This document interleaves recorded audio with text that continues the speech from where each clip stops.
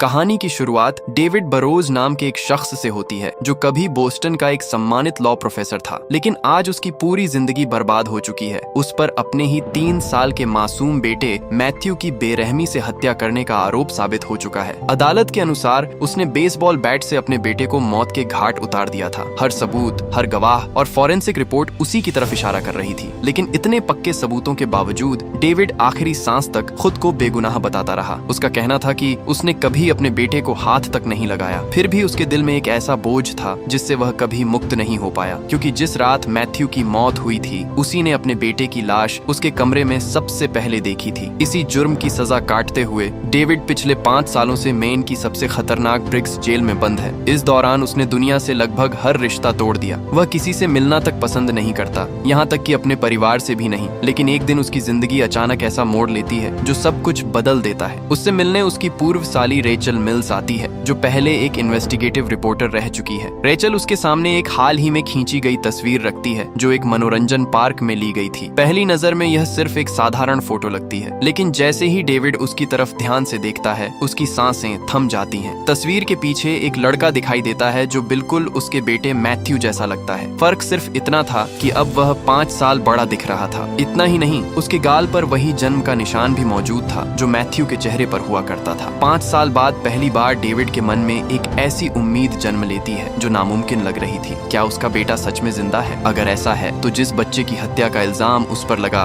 वह आखिर था कौन? उसी पल डेविड एक फैसला कर लेता है कि चाहे कुछ भी हो जाए वह अपने बेटे को ढूंढ कर रहेगा और इस पूरे रहस्य से पर्दा उठा कर रहेगा। लेकिन इससे पहले कि रेचल उसे पूरी बात बता पाती, जेल का गार्ड वेसन अचानक वहाँ पहुँच जाता है और डेविड को जबरदस्ती वहाँ से ले जाता है। हैरानी की बात यह थी कि डेविड को ले जाते समय वेसन चुपके से किसी को यह खबर भी दे देता है कि रेचल उससे मिलने आई थी। ऐसा लग रहा था जैसे जेल के अंदर भी कोई हर गतिविधि पर नजर रखे हुए था। इसके बाद डेविड पूरी बात जेल के वार्डन फिलिप मैकेंजी को बताता है, जो उसके परिवार का पुराना दोस्त भी है। फोटो देखने के बाद फिलिप के मन में भी शक पैदा होने लगता है कि शायद डेविड सच बोल रहा है और मैथ्यू वाकई जिंदा हो सकता है। सच्चाई जानने के लिए वह डेविड के पिता लेनी बरोज से पुराने केस की पूरी फाइल मंगवाता है। लेनी खुद एक रिटायर्ड पुलिस ऑफिसर हैं। शुरुआत में उन्हें इस बात पर यकीन नहीं होता कि उनका पोता जिंदा हो सकता है, लेकिन फिर भी वह पूरी केस फाइल चोरी छिपे एक गार्ड के जरिए डेविड तक पहुंचा देते हैं। उधर दूसरी तरफ डेविड की पूर्व पत्नी शेरिल अब अपनी जिंदगी में आगे बढ़ चुकी थी। उसने दूसरी शादी कर ली थी और अब वह एक बेटी की मां बनने वाली थी। रेचल उससे मिलने जाती है ताकि उसे फोटो के बारे में बता सके, लेकिन जब वह अपनी बहन को इतने सालों बाद पहली बार खुश देखती है तो उसके कदम रुक जाते हैं। वह सोचती है कि अगर यह खबर झूठ निकली तो उसकी बहन की जिंदगी एक बार फिर टूट जाएगी, इसीलिए वह फिलहाल यह राज अपने सीने में ही दबा कर रख लेती है। इसी बीच जेल के अंदर डेविड की जिंदगी अचानक खतरे में पड़ जाती है। समनर नाम का एक कैदी जानबूझकर उससे झगड़ा शुरू कर देता है और उसे मारने की कोशिश करता है, लेकिन अब डेविड के पास जीने की एक वजह थी,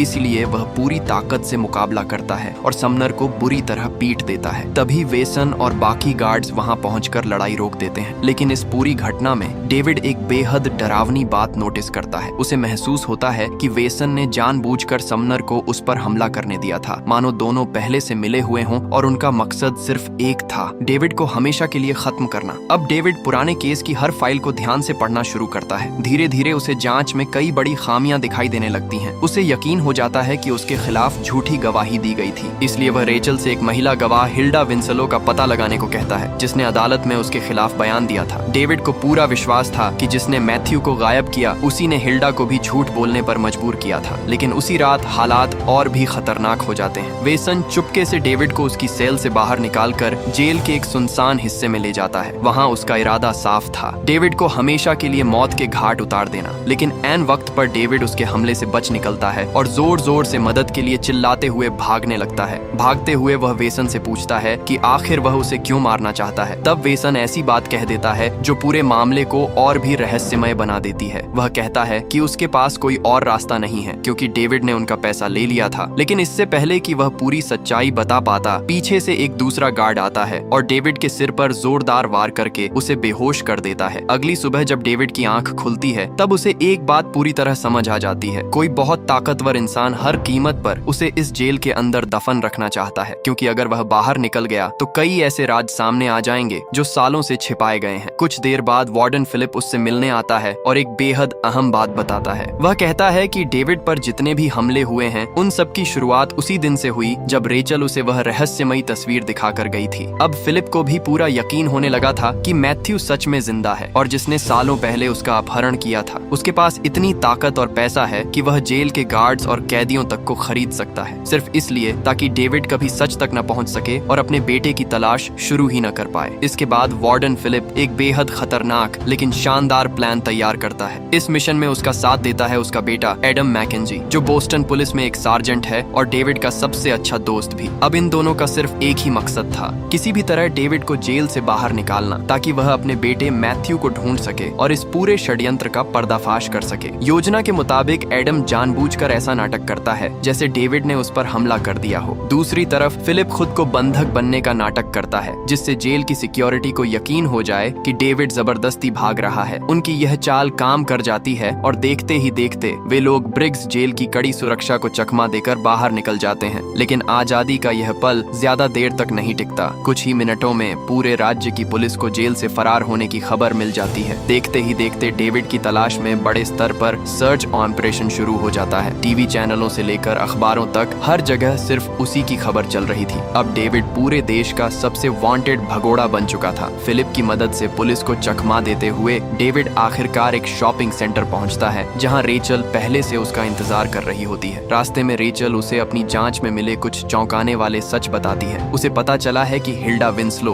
वही महिला जिसने अदालत में डेविड के खिलाफ गवाही दी थी, ट्रायल खत्म होते ही अपनी पहचान बदलकर न्यूयॉर्क चली गई थी। लेकिन इसके बाद रेचल एक ऐसी बात बताती है जो पूरे केस की नींव हिला देती है। जिस बच्चे की लाश को मैथ्यू मानकर दफनाया गया था उसका चेहरा इतनी बुरी तरह खराब हो चुका था कि उसकी पहचान करना नामुमकिन था। उसकी पहचान सिर्फ डीएनए टेस्ट के आधार पर की गई थी और अब यही एक बात पूरे मामले को पहले से भी ज्यादा रहस्यमय बना देती है। उधर दूसरी तरफ FBI भी इस केस में कूद पड़ती है। इस ऑपरेशन की कमान सीनियर एजेंट मैक्स विलियम्स और उसकी बेटी एजेंट सारा ग्रीर संभालते हैं। जैसे जैसे वे जांच आगे बढ़ाते हैं उन्हें शक होने लगता है कि डेविड के जेल से भागने में फिलिप और एडम मैकेंजी का हाथ हो सकता है। उनका शक तब और गहरा जाता है जब उन्हें पता चलता है कि बरोज और मैकेंजी परिवार कई दशकों से एक दूसरे के बेहद करीबी रहे हैं। इतना ही नहीं, पिछले 5 सालों में डेविड से मिलने आने वाली इकलौती इंसान उसकी पूर्व साली रेचल थी। जब FBI जेल की CCTV रिकॉर्डिंग निकलवाती है तो पता चलता है कि रेचल और डेविड की मुलाकात वाली फुटेज कुछ घंटे पहले ही सिस्टम से डिलीट कर दी गई थी। अब साफ था कि कोई बहुत ताकतवर व्यक्ति सबूत मिटाने में लगा हुआ है। इसी बीच FBI को गार्ड वेसन का पता मिलता है और वे उसकी तलाश में निकल पड़ते हैं। लेकिन डेविड उनसे पहले ही वेसन तक पहुंच चुका था। अपनी जान के डर से वेसन पहले ही अपनी पत्नी और बेटी को किसी सुरक्षित जगह भेज चुका था। वह जानता था कि जिन लोगों के लिए वह काम कर रहा था वे किसी को भी जिंदा नहीं छोड़ते। डेविड सीधे उससे सवाल करता है कि आखिर मैथ्यू के गायब होने के पीछे कौन है। वेसन बताता है कि उसे सिर्फ जेल के अंदर डेविड पर नजर रखने के पैसे मिलते थे। सब कुछ सामान्य चल रहा था, लेकिन जैसे ही रेचल वह फोटो लेकर आई हालात पूरी तरह बदल गए। वह यह भी चेतावनी देता है कि इस पूरे खेल के पीछे बेहद ताकतवर लोग हैं जो अपने राज्य छिपाने के लिए किसी भी हद तक जा सकते हैं। डेविड उससे सच बोलने और अपने बेटे तक पहुंचने में मदद करने की गुहार लगाता है, लेकिन वेसन साफ इनकार कर देता है। उसका कहना था कि अब सिर्फ डेविड ही नहीं बल्कि उसका अपना परिवार भी इस खतरनाक जाल में फंस चुका है। तभी अचानक रेचल को घर के अंदर से गोली चलने की आवाज आती है। रेचल तुरंत दौड़ कर आती है और डेविड से बिना देर किए वहां से निकलने को कहती है। अगले ही पल FBI की एजेंट सारा अपनी टीम के साथ वहां पहुंच जाती है।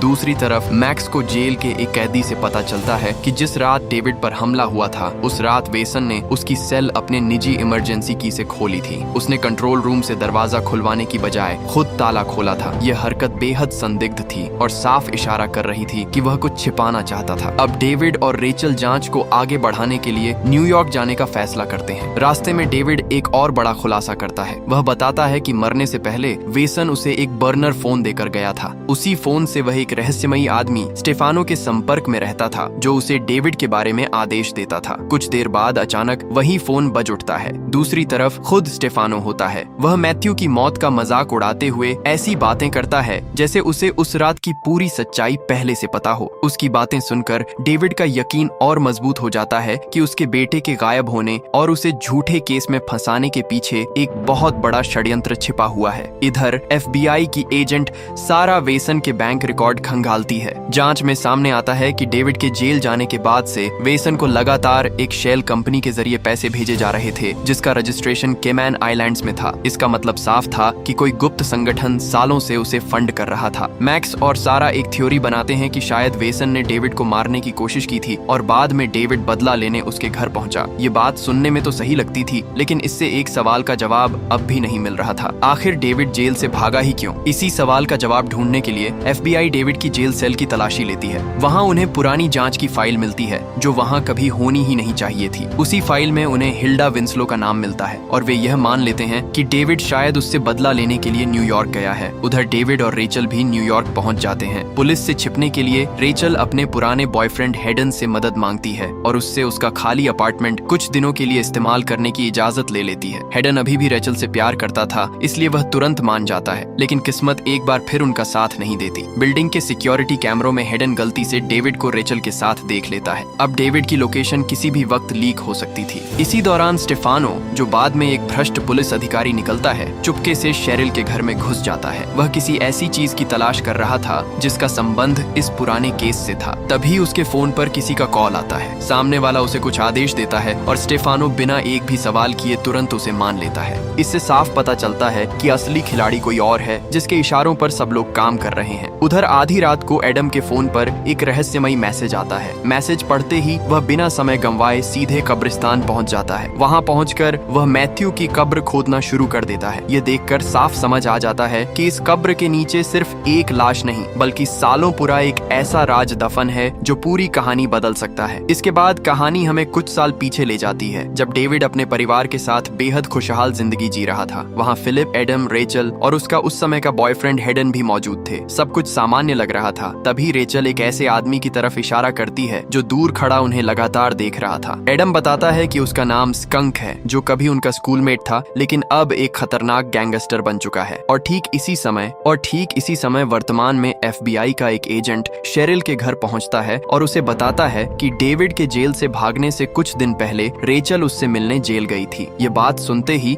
शेरिल के चेहरे का सुकून गायब हो जाता है, क्योंकि उसे एहसास होने लगता है कि शायद उसके बेटे की मौत की कहानी अभी खत्म नहीं हुई है। FBI का एजेंट शेरिल से कहता है कि अगर रेचल या डेविड उससे संपर्क करें या फिर उन्हें लेकर कोई भी जानकारी मिले तो वह तुरंत FBI को खबर दे। अब हर किसी की नजर सिर्फ डेविड पर थी। इसी बीच फिलिप डेविड के पिता लेनी और उसकी बहन सोफी से मिलने पहुंचता है। वहां वह उन्हें बताता है कि रेचल ने डेविड को एक ऐसी तस्वीर दिखाई है जिससे लगता है कि मैथ्यू अभी भी जिंदा है। इतना ही नहीं, उस तस्वीर को देखने के बाद से ही लगातार डेविड को मारने की कोशिश की जा रही है। फिलिप के मुताबिक इसका सिर्फ एक ही मतलब था। कोई बहुत ताकतवर इंसान हर हाल में चाहता है कि डेविड कभी अपने बेटे की सच्चाई तक न पहुंच पाए। इसके बाद फिलिप और लेनी सोफी के सामने एक ऐसा राज खोलते हैं जिसे उन्होंने 5 सालों तक छिपा कर रखा था। वे बताते हैं कि उन्होंने ही उस बेसबॉल बैट को जमीन में दफनाया था जिसे पुलिस ने हत्या का हथियार बताया था। उस समय दोनों को यकीन था कि डेविड अपनी नींद में आने वाले भयानक दौरे के दौरान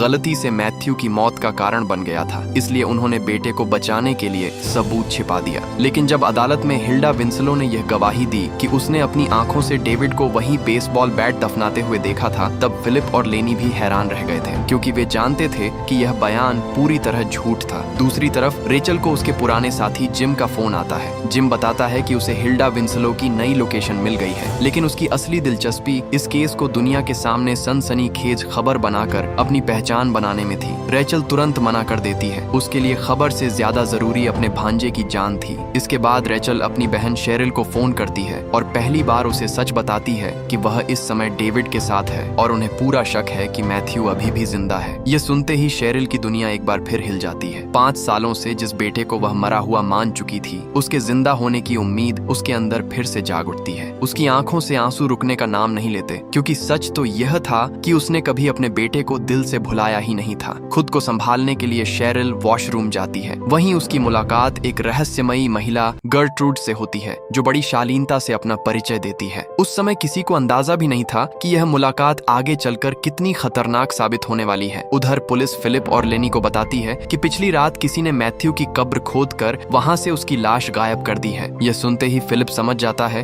कि ऐसा सिर्फ एक ही इंसान कर सकता था, और वो था एडम। इधर FBI के मैक्स और सारा डेविड को पकड़ने के लिए नई योजना बनाते हैं। उन्हें यकीन था कि जैसे ही डेविड को हिल्डा की नई पहचान और पता मिलेगा वह सीधे उसी के पास जाएगा। FBI धीरे धीरे उनके करीब पहुंच रही थी। ये समझते ही रेचल एक बड़ा फैसला लेती है। वह अपना फोन डेविड को दे देती है और जानबूझकर खुद पुलिस के हाथों गिरफ्तार हो जाती है ताकि FBI का पूरा ध्यान उसी पर चला जाए और डेविड आराम से हिल्डा तक पहुंच सके। पूछताछ के दौरान रेचल शुरू में कुछ भी बताने से इनकार कर देती है, लेकिन जब मैक्स उसे फरार कैदी की मदद करने के आरोप में जेल भेजने की धमकी देता है तब वह सिर्फ इतना स्वीकार करती है कि वह हिल्डा विंसलो की तलाश कर रही थी। लेकिन तभी मैक्स को एहसास हो जाता है कि रेचल जानबूझकर समय बर्बाद कर रही है ताकि डेविड उनसे पहले हिल्डा तक पहुंच जाए, और ठीक ऐसा ही होता है। रेचल की कुर्बानी की वजह से डेविड चुपचाप हिल्डा के अपार्टमेंट में पहुंच जाता है। अब बंदूक की नोक पर हिल्डा आखिरकार 5 साल पुराना सच उगल देती है। वह बताती है कि उसे स्कंक नाम के अपराधी ने झूठी गवाही देने पर मजबूर किया था। स्कंक बोस्टन के खतरनाक माफिया बॉस निक्की फिशर का सबसे भरोसेमंद आदमी था। उसने हिल्डा को धमकी दी थी कि अगर उसने अदालत में झूठ नहीं बोला तो उसके परिवार को मार दिया जाएगा। साथ ही उसने उसकी बेटी का जुए का कर्ज चुकाने का लालच भी दिया था। बदले में उसे सिर्फ इतना कहना था कि उसने डेविड को बेसबॉल बैट दफनाते हुए देखा था। सारी सच्चाई बताने के बाद हिल्डा डेविड को वहां से भागने में भी मदद करती है ताकि FBI उसे पकड़ न सके। लेकिन जैसे ही डेविड वहां से निकलता है, हिल्डा चुपके से स्कंक को फोन करके बता देती है कि डेविड उसके पास आया था और उसने सब कुछ कबूल कर लिया है। स्कंक उसे चुप रहने का आदेश देता है और कहता है कि वह खुद उससे मिलने आ रहा है। उधर FBI एजेंट सारा डेविड का पीछा करते करते इमारतों की छतों तक पहुंच जाती है। आखिरकार वह उसे चारों तरफ से घेर लेती है। ऐसा लगता है कि अब डेविड का बचना नामुमकिन है, लेकिन तभी वह ऐसा कदम उठाता है जिसकी किसी ने कल्पना भी नहीं की थी। वह ऊंची इमारत की छत से छलांग लगा देता है और नीचे गुजर रहे एक ट्रक की छत पर जाकर गिरता है। ट्रक आगे बढ़ जाता है और डेविड एक बार फिर FBI की आंखों के सामने से गायब हो जाता है। इधर फिलिप और लेनी एडम से मैथ्यू की लाश के बारे में सवाल करते हैं। तब एडम बताता है कि उसने पिछली रात कब्र इसलिए खोदी थी ताकि नया DNA सैंपल लेकर डेविड की बेगुनाही साबित कर सके। लेकिन जब ताबूत खोला गया तो उसके अंदर कोई लाश थी ही नहीं। ऐसा लग रहा था जैसे कई साल पहले ही किसी ने लोहे की रॉड से ताबूत खोलकर शव चुरा लिया हो। यह सुनकर फिलिप, लेनी और एडम तीनों के पैरों तले जमीन खिसक जाती है। अब उन्हें यकीन हो जाता है कि यह सिर्फ एक गलत जांच नहीं थी, बल्कि कई सालों से रचा गया बहुत बड़ा षड्यंत्र था। इसके बाद तीनों शुरुआत से पूरे केस की दोबारा जांच करने का फैसला करते हैं। उधर शेरिल एक चैरिटी फंडरेजिंग कार्यक्रम में भाषण दे रही होती है। कार्यक्रम खत्म होने के बाद उसका नया पति रोनाल्ड उसकी मुलाकात उसी अमीर महिला गर्ट्रूड से करवाता है जो उनकी संस्था को बड़ी रकम दान देती है। बाहर से देखने पर गर्ट्रूड बेहद नेक और सम्मानित महिला लगती थी, लेकिन सच्चाई कुछ और ही थी। बाद में पता चलता है कि गर्ट्रूड भी स्टेफानो के साथ मिलकर उसी खतरनाक नेटवर्क का हिस्सा है जो सालों से डेविड का पीछा कर रहा है। स्टेफानो उसे बताता है कि रेचल के पास अभी भी वह तस्वीर मौजूद है जिसमें मैथ्यू जैसा दिखने वाला लड़का दिखाई देता है और इस समय रेचल FBI की हिरासत में है। इसके बाद कहानी अचानक एक समुद्र किनारे पहुंचती है। वहाँ एक छोटा लड़का खुशी खुशी खेल रहा होता है। तभी एक महिला उसे थियो कहकर आवाज लगाती है। लड़का तुरंत उसकी तरफ दौड़ पड़ता है, लेकिन यह कोई साधारण बच्चा नहीं बल्कि यही असली मैथ्यू बरोज है जो अब एक नई पहचान और नई जिंदगी जी रहा है। उधर डेविड किसी तरह बचकर फिर से हेडन के अपार्टमेंट में छिप जाता है।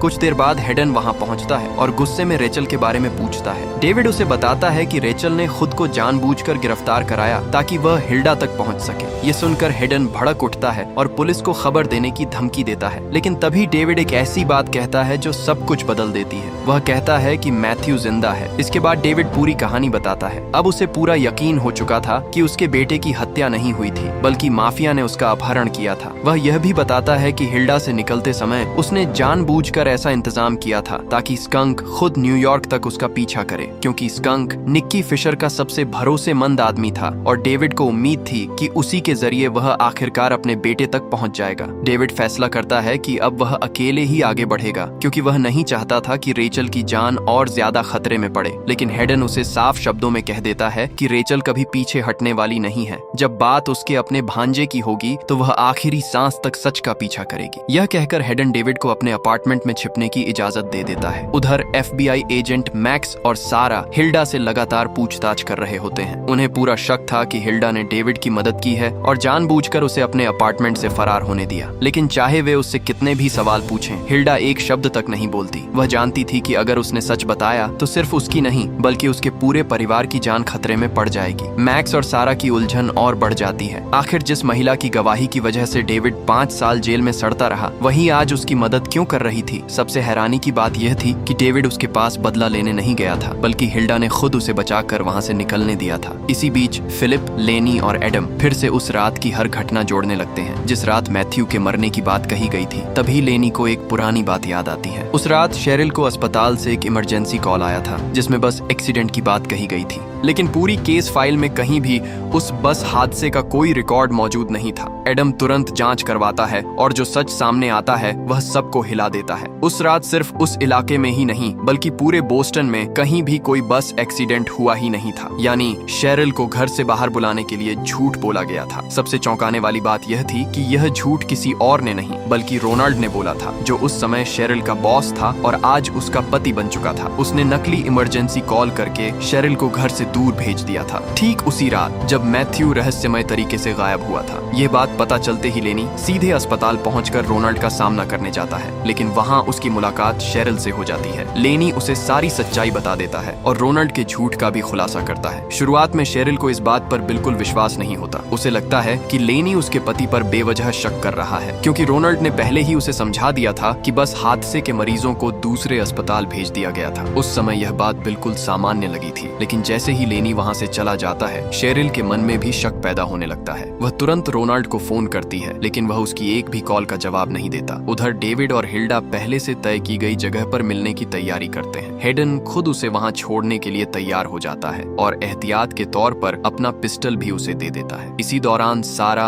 रेचल का सामान खंगालते हुए उसके बैग में रखी वही रहस्यमयी तस्वीर देखती है। उसे अजीब लगता है कि उस फोटो में न तो रेचल है, न उसका परिवार और न ही डेविड। वह रेचल से बार बार पूछती है कि आखिर इस तस्वीर का मतलब क्या है, लेकिन रेचल हर सवाल पर चुप रहती है। वह किसी भी कीमत पर डेविड की जांच को खतरे में नहीं डालना चाहती थी। कुछ समय बाद हेडन अपने प्रभाव और पैसों का इस्तेमाल करके रेचल की $10 लाख की जमानत भर देता है। अब रेचल फिर से आजाद थी और डेविड की मदद करने के लिए वापस लौट आती है। जैसा डेविड ने सोचा था वैसा ही होता है। स्कंक आखिरकार वॉशिंगटन स्क्वायर पार्क में हिल्डा से मिलने पहुंच जाता है, लेकिन इससे पहले कि दोनों बात कर पाते डेविड सामने आ जाता है और उसका रास्ता रोक लेता है। स्कंक बिना एक पल गंवाए हिल्डा को गोली मारकर हमेशा के लिए चुप करा देता है। इसके बाद डेविड और स्कंक के बीच जबरदस्त हाथापाई शुरू हो जाती है। लड़ाई के दौरान डेविड के हाथ से गलती से गोली चल जाती है, जबकि स्कंक वहां से भाग निकलता है। डेविड उसका पीछा करता है और कुछ दूर जाकर उसे घायल हालत में पकड़ लेता है। यही मौका था जिसका उसे इंतजार था। वह स्कंक को एक सुनसान इमारत में ले जाकर उससे अपने बेटे के बारे में सच्चाई उगलवाने की कोशिश करता है। दूसरी तरफ जब मैक्स और सारा मौके पर पहुंचते हैं तो उन्हें पता चलता है कि स्कंक ने हिल्डा की हत्या की और फिर खुद वहां से भाग गया। ये बात उन्हें भी अजीब लगती है, क्योंकि अगर स्कंक इतना निर्दयी था कि एक बुजुर्ग महिला को मार सकता है तो उसने डेविड को उसी समय क्यों नहीं मारा। सुनसान इमारत में डेविड स्कंक से बेरहमी से पूछताछ करता है। आखिरकार स्कंक एक ऐसा सुराग देता है जो पूरी कहानी की दिशा बदल देता है। वह मैथ्यू के अपहरण की असली वजह तो नहीं बताता, लेकिन इतना जरूर कहता है कि अगर सच जानना है तो अपने पिता लेनी से पूछो कि निक्की फिशर आखिर मैथ्यू को क्यों चाहता था। लेकिन इससे पहले कि डेविड उससे और जानकारी निकाल पाता, FBI वहां पहुंच जाती है। एक बार फिर ऐसा लगता है कि अब डेविड बच नहीं पाएगा, लेकिन रेचल और हेडन की मदद से वह आखिरी क्षण में फिर पुलिस की पकड़ से निकल जाता है। यहीं पर फिल्म का पहला पार्ट खत्म होता है। लेकिन अब सबसे बड़ा सवाल यही था, अगर मैथ्यू सच में जिंदा है तो आखिर उसे 5 साल तक दुनिया से छिपाकर किसने रखा। अगर नेक्स्ट पार्ट देखना है तो कमेंट करना मत भूलना।